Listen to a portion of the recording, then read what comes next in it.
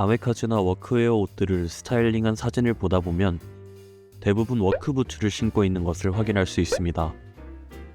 운동화를 신는 것이 잘못된 것은 아니지만 어딘가 모르게 저런 옷을 입고 운동화를 신고 있으면 저도 모르게 어색함을 느낄 때가 있습니다. 부츠 이야기가 나오면 항상 나오는 브랜드가 있죠. 바로 레드윙입니다. 저 또한 여러 브랜드의 부츠를 소장하고 있지만 매일 손이 가는 부츠는 역시 레드윙입니다. 오늘 이 영상을 보시면 레드윙을 이미 알고 계셨던 분들도 새로운 정보를 얻어가실 수 있을 겁니다. 레드윙의 역사부터 레드윙 제품 설명, 부츠 추천, 마지막에는 레드윙 총평까지 다루고 있으니 타임라인을 확인해주세요. 나만의 스타일을 추구하는 여러분 반갑습니다. 시간이 흘러도 변치 않는 가치, 브랜드에 담긴 이야기를 탐구하는 헤리티지 연구소 회원입니다. 레드윙은 사실 미국 미네소타주에 위치한 작은 도시의 이름입니다. 레드윙이라는 도시는 밀생산 효율이 좋고 천연 점토층이 분포한 지역이라 농부와 광부가 가득한 도시였습니다. 노동자들이 많은 만큼 그들이 신는 신발을 생산하는 공장도 많았었습니다. 독일 이민자 출신이었던 찰스 베크만은 17살의 나이에 미국에 정착해 레드윙 마을의 한 가죽 공장에서 일하고 있었습니다. 찰스 베크만은 공장에서 일하며 재화 공부도 하고 착실히 돈을 모아 구두 판매점을 엽니다. 그는 구두 판매점을 운영하며 노동자들로부터 기존 작업화의 불편함을 직접적으로 들을 수 있었습니다. 그 경험을 토대로 찰스 베크만은 14명의 투자자와 함께 레드윙 슈 컴퍼니를 설립합니다. 회사 설립 초기에는 다양한 종류의 신발을 생산했습니다. 뛰어난 품질로 빠르게 명성을 얻은 레드윙은 세계 1차 대전을 맞이하며 중요한 변화를 겪습니다. 노래 바꾸고 가겠습니다. 1차 세계대전은 참호전이 주를 이뤘었는데요. 좁고 습한 참호 속에서 병사들은 며칠, 몇 주, 심지어 몇 달 동안을 보내야 했습니다. 비가 오면 참호에 물이 차 흙탕물로 변했고 오염된 물에 오랫동안 발이 담가져 있다 보니 발이 썩어 들어가는 문제가 발생했다고 합니다. 참호 속에서 습하고 열악한 환경을 극복하기 위해 만들어진 옷이 트렌치코트입니다. 참호라는 의미의 트렌치에서 이름을 따왔죠. 이처럼 고된 환경 속에서 병사들의 발을 지키기 위해 레드윙은 방수와 방안이 뛰어난 1088 트렌치 부츠를 생산하기 시작합니다. 이때부터 방수와 방안을 위해 퓨리탄 봉제를 도입하고 행군으로 인해 빨리 닳는 군화를 위해 구디어 웰트 재화 방식을 도입합니다. 퓨리탄 봉제는 외견상으로는 3중 스티치만 보이지만 뛰어난 내구성도 제공합니다.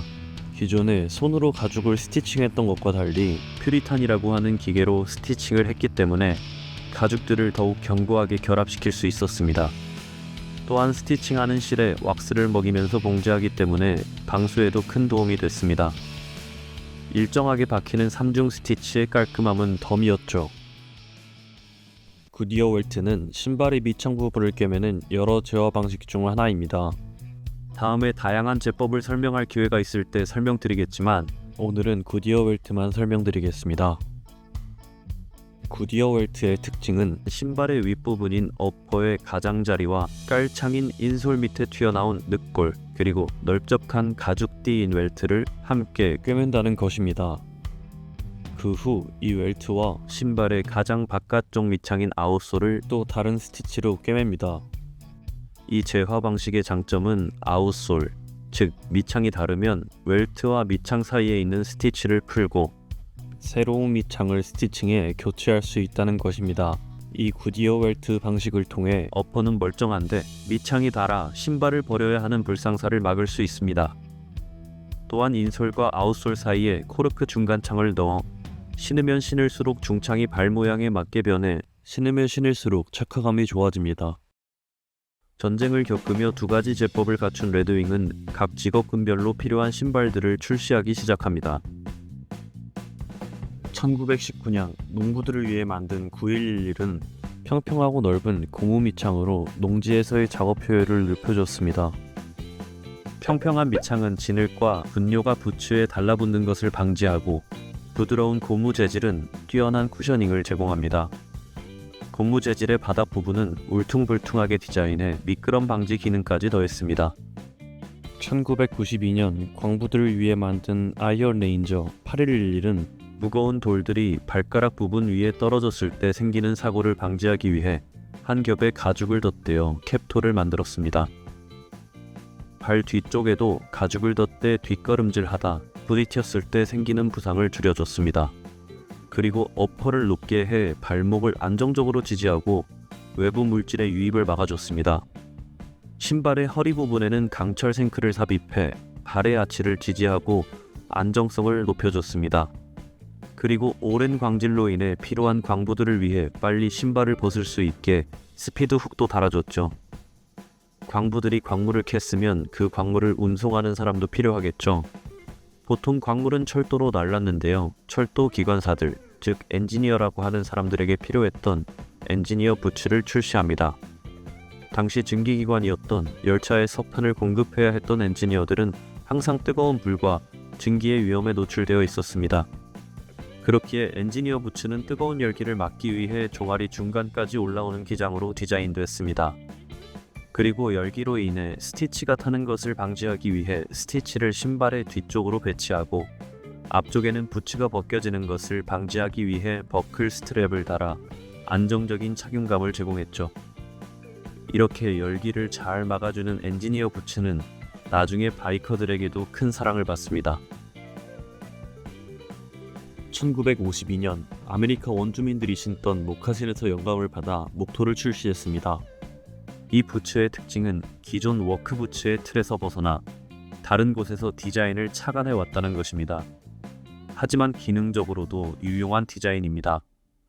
U자형 팁은 톱박스가 여유로워 장시간 착용해도 편안함을 유지할 수 있게 만들었고, 밑창에는 트랙션 트레드라는 새로운 밑창을 사용해 착화감을 더 좋게 만들었습니다.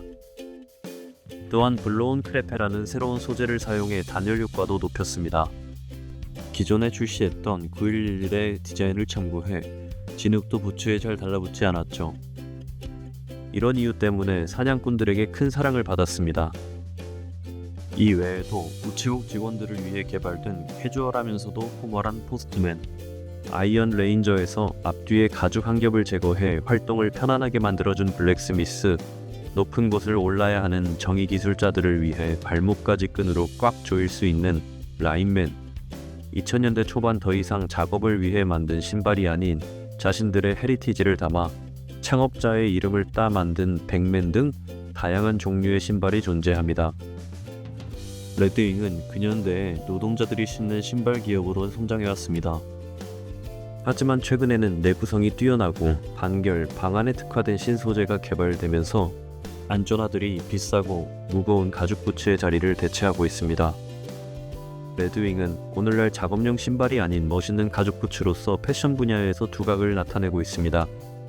레드윙은 아메카지 분야에서 선두주자였던 기무라 타쿠야의 선택을 받습니다. 당시 일본에서 큰 화제를 몰고 있었던 기무라 타쿠야의 패션은 한국에도 영향을 끼쳤습니다. 데님과 다른 워크웨어 옷들과 잘 어울리는 레드윙은 대중들 사이에 퍼지기 시작했습니다. 이번에는 레드윙 제품을 추천해 보겠습니다. 레드윙의 수많은 제품들 중 레드윙을 대표하는 제품을 뽑으라고 한다면 저는 아이언 레인저, 목토, 백맨을 뽑을 겁니다. 아이언 레인저는 두툼한 캡토를 가지고 있어 워크웨어 감성을 진하게 가져갈 수 있습니다. 그러면서도 아이언 레인저는 나름 클래식한 룩에도 잘 붙는 편입니다. 특히 아이언 레인저는 오래 신었을 때 캡토 부분이 위로 올라옵니다. 저는 개인적으로 이 에이징된 아코 부분이 매력적인 것 같습니다. 목토는 캐주얼한 착장에 더 잘 어울립니다. 다른 부츠들과 다르게 U자형 팁이 있다는 게 특징입니다. 이 U자형 팁 때문에 캐주얼한 룩에 더 잘 붙는 것 같습니다. 아메카지 옷들 뿐만 아니라 다른 옷들에도 잘 어울리는 편이니 아메카지 입문자분들에게 추천드리는 부츠입니다. 그리고 특히 다른 부츠보다 여성분들에게도 잘 어울리는 것 같습니다. 백맨은 레드윙의 클래식 부츠로 알려져 있습니다. 레드윙의 창립자인 찰스 베크만의 이름에서 따온 만큼 레드윙에서 신경을 많이 쓴 프리미엄 헤리티지 라인입니다. 백맨은 레드윙의 다른 부츠보다 날렵한 라스트를 가지고 있습니다. 그리고 중창이 가죽으로 되어 있다는 특징을 가지고 있습니다. 날렵한 라스트와 가죽 미드솔이 백맨의 클래식한 무드를 만들어줍니다. 앞에 세 모델별로 수많은 가죽색이 있는데요. 저는 개인적으로 아이언 레인저는 8111, 목토는 875 또는 8875, 백맨은 9060 또는 9419를 추천드립니다. 하지만 가죽 컬러는 개인적인 취향이기 때문에 직접 보시고 결정하는 것을 추천드립니다. 레드윙 부츠는 오래 신고 자주 신을수록 매력이 돋보이는 부츠입니다. 그리고 레드윙 부츠는 밑창과 인솔 사이에 코르크 필링이 들어가 있기 때문에 오래 신을수록 발의 모양에 맞게 부츠 바닥이 변해 착화감도 좋아집니다. 하지만 지금까지 레드윙에 대한 좋은 점만 이야기했지만 레드윙은 사실 접근하기 좋은 신발은 아닙니다. 부츠는 기본적으로 운동화보다 불편한 신발이기 때문에 아무리 편안한 착화감을 가지고 있는 부츠라고 해도 운동화만 신었던 분들이라면 불편함이 많이 느껴지실 겁니다. 그리고 새 제품 기준으로 기본 50만에서 60만 정도 하니 다른 신발에 비해서 상당히 비싼 편입니다. 그러니 본인의 예산에 맞는 금액대의 부츠를 사시는 것을 추천합니다. 하지만 앞에서 나와 있는 장점들과 레드윙만의 헤리티지가 마음에 드시는 분들께는 자신있게 레드윙을 추천드릴 수 있습니다. 지금까지 레드윙에 대한 이야기를 해봤는데요.